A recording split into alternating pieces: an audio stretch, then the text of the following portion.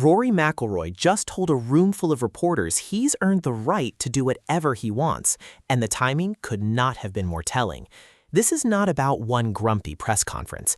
This is about a player who had just completed a career Grand Slam, 11 majors in the making, sitting at 10 over par, 4 tournaments deep into visible frustration, telling the media exactly where they stand with him. Honestly, I think winning everything McIlroy ever wanted broke something in how he deals with the sport now, and nobody wants to say that part out loud. Do you think McIlroy was justified snapping at reporters, or was he out of line? Comment below. And stick around, because the real reason behind his frustration has nothing to do with bad shots, and I'm not getting to it until later. Here's where this actually starts, and it starts with a win, not a loss. In April, McIlroy finally completed the career Grand Slam at the Masters on his 11th attempt, the most tries anyone has ever needed to finish the set. Every golf writer alive called it the moment his career had been building toward for over a decade. Then something strange happened. He got worse. He tied for 47th at the very next major, the PGA Championship, and skipped the media entirely after all 4 rounds. He missed the cut by 12 shots at the Canadian Open. By the time he arrived at the US Open at Oakmont, he had skipped reporters again after both of his first 2 rounds. Here's the number that should stop you: 0. That's how many post-round media sessions McIlroy did across the entire PGA Championship, immediately after becoming just the 6th player in the modern era to complete the career Grand Slam. The tour's biggest story of the year went completely silent at the exact moment everyone wanted to hear from him. Reporters had a guessing game going every single day. Would he show up or wouldn't he? Then, after a rough 74 at Oakmont on Saturday that dropped him outside the top 50, he walked up to the microphone anyway. Nobody expected him to. He opened with 2 words about his tournament: pretty average. That's not the tone of a man enjoying the afterglow of history. That's the tone of someone who sounds like the biggest achievement of his career cost him something. But none of that compares to what happened when a reporter finally asked him directly why he'd been avoiding the media. That's coming up. Rory McIlroy is not a player who avoids reporters. For nearly 2 decades, he has been one of the most available, most quotable players in the sport, win or lose, good round or disaster. That reputation is exactly why this moment stood out. So when he stopped talking, people noticed immediately. Here's the exchange that made headlines. A reporter finally asked McIlroy directly about his frustrations, and he didn't dodge it. He turned it back on the room. It's more frustration with you guys. Pushed to explain what he meant, he stumbled through it in real time. I don't know. I have been totally available for the last few years, and I'm not saying maybe not you guys, but maybe more just the whole thing. Read that again.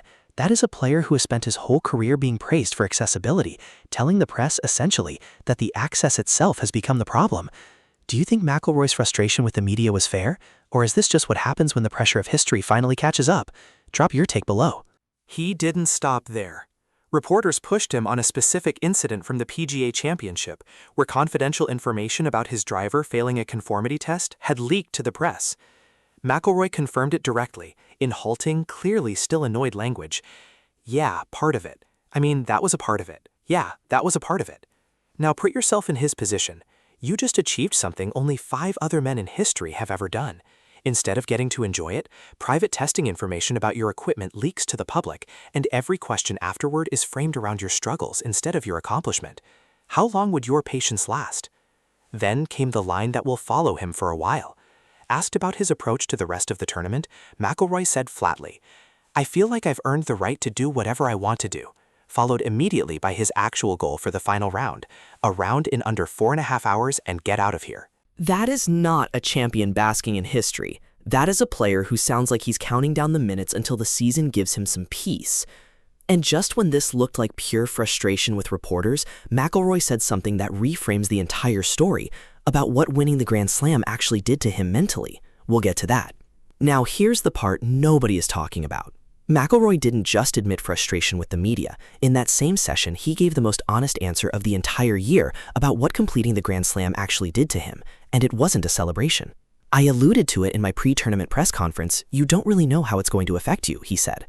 "You don't know how you're going to react to such a, I wouldn't say a life-altering occasion, but at least something that I've dreamt about for a long time." He continued, admitting something rarely said out loud by a player this accomplished. "I have felt a little flat on the golf course afterwards." Here's the number that reframes everything: 11. That's how many years and how many major championship attempts it took McIlroy to finally complete the Grand Slam. 11 years of pointing at one goal. And then, once he had it, he described the feeling afterward as flat. That is the real story, not a media feud. A player who spent over a decade chasing one specific defining achievement, got it, and then had to figure out what golf even means to him now that the thing he wanted most is already done. You've probably felt some version of this yourself. You chase something for years, a promotion, a goal, a milestone, and the day after you get it, instead of pure joy, there's this strange emptiness where the motivation used to be. McIlroy just described that exact feeling, on camera, in front of the entire golf world, in the middle of a US Open. Even his own cut line survival got the same deflated treatment. Asked about grinding to make the cut, he admitted something coaches rarely want to hear from a star player. It's funny, like it's much easier being on the cut line when you don't really care if you're here for the weekend or not. I was sort of thinking, do I really want 2 more days here or not? So it makes it easier to play better when you're in that mindset. Do you think McIlroy's flatness after the Grand Slam is a temporary come-down or a real shift in how motivated he'll be for the rest of his career? Comment your read. The most respected voice to weigh in on McIlroy's state of mind wasn't a fan or a rival. It was Golf Channel analyst Paul McGinley, someone who has known McIlroy's game for years and has no reason to manufacture drama. Watching McIlroy's pre-tournament press conference before this exact US Open, McGinley didn't sugarcoat what he saw. You'd have to say it was very worrying looking at his press conference there. His eyes weren't alive. The energy was not there. He certainly didn't have the pointy elbows the way we saw coming into the Masters. That is about as close as you get in golf broadcasting to a credentialed analyst confirming on air that something is genuinely off with a player's mental state before McIlroy himself even said a word about it. Normally, an outside voice like this would be the unexpected defender pushing back on the premise, telling you it's overblown. McGinley did the opposite. He watched the same body language everyone else did and reached the same conclusion days before McIlroy admitted it out loud. So there is no real defender here undercutting this story. Even the most experienced analyst in the building saw the flatness coming before McIlroy confirmed it himself. So if the sport's most respected analyst and the player himself independently reached the same conclusion, days apart without comparing notes, what does that tell you about how real this actually was? Here's what makes this worth watching going forward. McIlroy has now completed the one goal he spent his whole career chasing. Every tournament from here on doesn't have that built-in motivation attached to it anymore. This is the exact trap that swallowed other legends after their defining achievement. Golf history is full of players who reached one signature milestone and then took months, sometimes years, to rediscover why they were still competing. McIlroy is now living through that exact adjustment period in public with cameras on him every week. There is no script for what comes after you get everything you wanted. The Grand Slam gave McIlroy history. It didn't automatically give him a new reason to grind through a Tuesday practice round in July. That search for a new motivation, not a media feud, is the actual story sitting underneath every terse answer he gave at Oakmont. Step back from McIlroy for a second, because this was never really about one press conference. This is what golf rarely talks about honestly. What happens to a player's drive after the single goal defining their entire career gets checked off? The sport builds its entire narrative around chasing history. It has almost nothing prepared for what a player is supposed to feel once that chase ends. Is McIlroy's frustration with reporters a symptom of something bigger? Or is it the actual disease, a genuine loss of purpose that a media feud is just easier to talk about than admitting outright?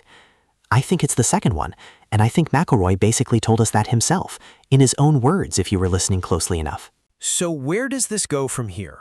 McIlroy has already shown flashes of finding new motivation, defending his Masters title again the following spring, but the Oakmont stretch proved that completing the career Grand Slam came with a real emotional cost, one he was honest enough to describe in real time, even while he was busy being short with the people asking about it.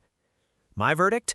McIlroy wasn't really frustrated with reporters at Oakmont. He was frustrated that the thing he wanted for 11 years didn't feel the way he expected once he actually had it, and reporters were just the easiest place to let that show.